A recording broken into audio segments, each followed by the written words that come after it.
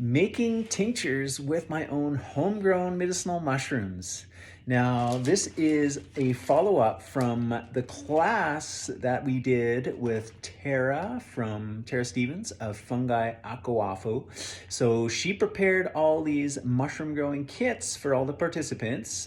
People got to choose lion's mane, oyster, reishi. Now this one here, this is the lion's mane, and this is actually what's called the second flush. So this is the second time that this kit has produced medicinal mushrooms, and I got a nice little harvest off the first, and then here's the second as well. So there's still lots more goodies there of the lion's mane. So I've been enjoying some of that in stir fries, but I'm also going to be putting it into a jar and then adding some tincture alcohol and making a tincture as well. So if you're interested, if you're inspired to learn how to grow your own medicinal mushrooms, as well as what to do with them once they've grown, maybe it is, cooking them, maybe it's making tinctures, maybe tea, anything like that, we have another date booked for in January. So you go to lightseller.ca, and in January 2022, we'll have our next class on how to grow your own medicinal mushrooms that comes with your own